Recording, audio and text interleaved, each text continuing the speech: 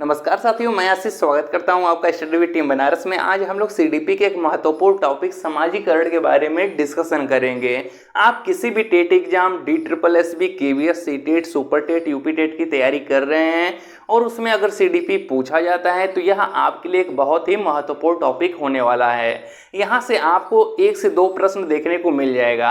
आइए सबसे पहले हम लोग इस टॉपिक के बारे में डिस्कस करते हैं, फिर उसके बाद विभिन्न एग्जामों में पूछे गए प्रीवियस ईयर के क्वेश्चंस को देखेंगे। चलिए आइए तो स्टार्ट करते हैं। समाजीकरण, समाजीकरण को इंग्लिश में सोशलाइजेशन कहा जाता है, ठीक है। तो क्या होता है समाजीकरण, समाजीकरण का अर्थ क्या होता है या फिर समाजीकरण की परिभाषा क्या होती है? तो समाजीकरण जब बालक सामाजिक प्रत्याशाओं तथा सामाजिक मानकों के अनुरूप व्यवहार करना सीख लेता है तो इसे ही समाजीकरण की संज्ञा दी जाती है। अर्थात हर एक समाज का अपना कुछ नियम कानून होता है और बच्चा जब उन नियमों को सीख लेता है, समाज के प्रत्याशाओं पर खरा उतरता है तो इसे ही कहा जाता है कि बच्चे का समाजीकरण हो गया है। अर्थात जब बालक समाज के नियमों के अनुरूप व्यवहार करने लगता है तो उसे ही कहा जाता है कि बालक का क्या हो गया है, समाजीकरण हो गया है। बच्चा जन्म से ही समाजीकरण नहीं होता, यानी कि सामाजिक नहीं होता है। बच्चे का जब जन्म होता है तब उसका समाजीकरण प्रारंभ होता है। इसके पहले वाले टॉपिक में जब हमने बात किया था विकास का, तो बच्चे का जो विकास है वह गर्भ से ही प्रारंभ हो जाता है, किंतु जो उसका समाजीकरण है वह उसके जन्म से प्रारंभ होता है, ठीक है। और कहाँ प्रारंभ होता है? तो सर्वप्रथम यह परिवार में प्रारंभ होता है। इस वजह से परिवार को समाज का सबसे छोटा इकाई भी कहा जाता है, ठीक है।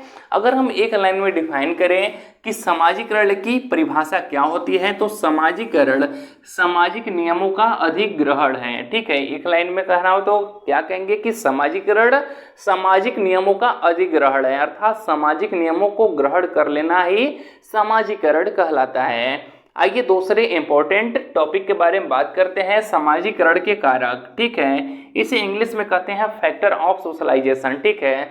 तो समाजीकरण के कौन कौन से कारक होते हैं? तो समाजीकरण के मुख्य रूप से 2 कारक होते हैं, प्राथमिक कारक और द्वितीयक कारक। अगर हम प्राथमिक कारक की बात करें तो प्राथमिक कारक के अंतर्गत परिवार आता है, ठीक है, जिसे इंग्लिश में फैमिली कहा जाता है, ठीक है दोस्तों। यह क्या होता है, समाजीकरण का प्राथमिक कारक होता है या फिर इसे मुख्य कारक भी कहा सकते हैं। क्यों इसे प्राथमिक कारक कहा जाता है? तो बच्चे का जब जन्म होता है तो सर्वप्रथम वह अपने माता पिता, अपने भाई बहन, चाचा चाची, दादा दादी के संपर्क में आता है और यहीं से उसे समाज का ज्ञान प्रारंभ होता है। यहीं से वह समाज के नियमों को सीखता है। घर के गार्जियन उसे बताते हैं कि उसे बड़ों का सम्मान करना चाहिए, बड़ों का पैर छूना चाहिए, बड़ों को नमस्कार करना चाहिए, अपने छोटों से प्यार करना चाहिए, उनसे इज्जत से सम्मान से बातचीत करना चाहिए। ये सारे सामाजिक नियम कौन उन्हें बताता है? तो परिवार के सदस्य उसे यानी कि उसे बताते हैं, ठीक है दोस्तों। इस वजह से परिवार को क्या कहा जाता है? प्राथमिक कारक कहा जाता है समाजीकरण का। फिर नेक्स्ट है आपका द्वितीयक कारक। द्वितीयक कारक के अंतर्गत आपका विद्यालय आ जाता है, मीडिया आ जाता है, समाज आ जाता है, पास पड़ोस आ जाता है, यानी कि परिवार को छोड़कर अन्य सभी आपके द्वितीयक कारक के अंतर्गत आ जाते हैं। एक बात का ध्यान रखिएगा, जो पास पड़ोस है यह कभी प्राथमिक कारक में आता है तो कभी द्वितीयक कारक में।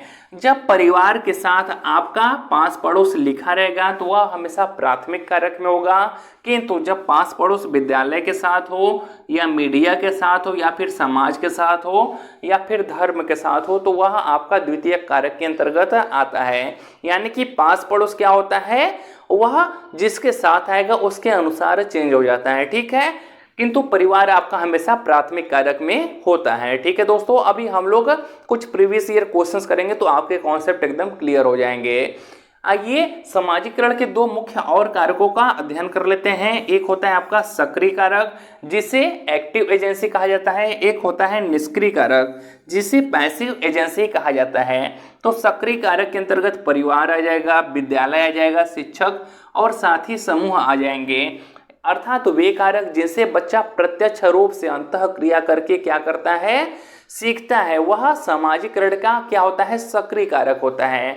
और वह निष्क्रिय कारक होता है जिससे बच्चा प्रत्यक्ष रूप से क्या करता है, इंटरेक्ट नहीं करता है। ठीक है दोस्तों, बस इतना ही कॉन्सेप्ट आप पढ़कर 99% क्वेश्चंस को हल कर लेंगे। चलिए आइए देखते हैं प्रीवियस ईयर में पूछे गए कुछ महत्वपूर्ण प्रश्नों को। प्रश्न पूछा गया है कि निम्नलिखित में कौन समाजीकरण का प्राथमिक माध्यम है। तो यहाँ पर नोटिस कीजिएगा कि यहाँ पर माध्यम पूछे आपसे, कारक पूछे या फिर साधन पूछे, तीनों का मतलब एक ही है। अर्थात चाहे आपसे पूछ सकता है प्राथमिक माध्यम कौन सा है, प्राथमिक कारक कौन सा, या फिर प्राथमिक साधन कौन सा है। ठीक है, इंग्लिश में इसी को कह दीजिएगा मीडियम, रिसोर्स या फिर फैक्टर। ठीक है, और यह देखिए आपका सीटेट जुलाई 2019 में पूछा गया प्रश्न है तथा सीटेट 2015 में पूछा गया प्रश्न है। ठीक है, तो आपको बताना है कि कौन सा प्राथमिक कारक है, परिवार है, विद्यालय है, मीडिया है या फिर सरकार है। तो हमने कई बार इसको रिपीट करके बताया था कि बच्चे का जन्म कहाँ होता है, परिवार में होता है, और सर्वप्रथम वह किसके संपर्क में आता है, तो अपने माता पिता, भाई बहन, चाचा चाची, दादा दादी के संपर्क में आता है, और यही उसे क्या करते हैं, समाज के नियमों से अवगत कराते हैं।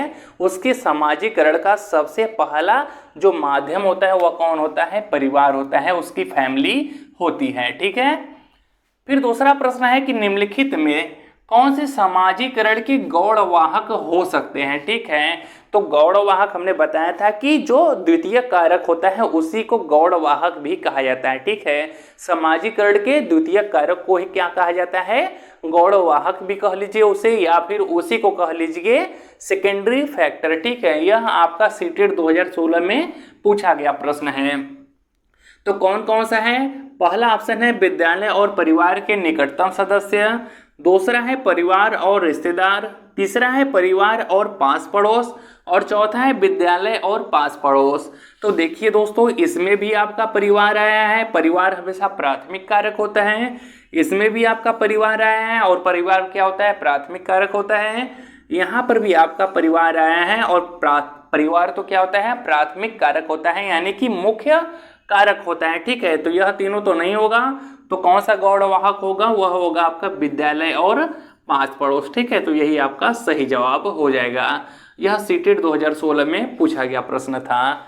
अगला प्रश्न है कि किस अवस्था में बच्चे अपने समवयस्क समूह के सक्रिय सदस्य हो जाते हैं। ठीक है, ऑप्शन दिया गया है किशोरावस्था, प्रौढ़ावस्था, पूर्व बाल्यावस्था या फिर बाल्यावस्था।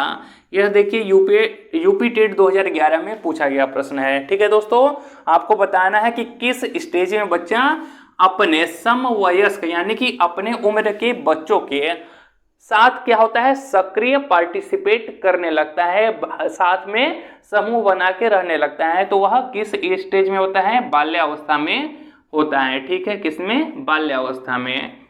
फिर एक पॉइंट और याद रखिएगा कि जटिल समाजीकरण किस अवस्था में होता है। ठीक है, यह आपका सीटेट 2011 में पूछा गया प्रश्न है कि बच्चे का जटिल समाजीकरण किस अवस्था में होता है, तो वह होता है आपका किशोरावस्था में होता है। इसी को इंग्लिश में एडोलसेंस कहा जाता है। ठीक है, फिर अगला प्रश्न है कि निम्न में से कौन सी समाजीकरण की निष्क्रिय एजेंसी है, यानी कि पैसिव एजेंसी है। ठीक है, आपको बताना है स्वास्थ्य क्लब है, परिवार है, इको क्लब है या फिर सार्वजनिक पुस्तकालय है। तो हमने जब निष्क्रिय एजेंसी बताया था तो आपको बताया था कि कौन सा निष्क्रिय एजेंसी होता है, वह होता है सार्वजनिक पुस्तकालय, क्योंकि यहाँ पर बच्चा प्रत्यक्ष रूप से अंतःक्रिया नहीं करता है। ठीक है दोस्तों, उम्मीद करते हैं आपको समाजीकरण अच्छे से समझ में आया होगा। अब हम लोग अगले टॉपिक में जीन पियाजे के बारे में डिस्कस करेंगे। ठीक है, मिलते हैं नेक्स्ट वीडियो में।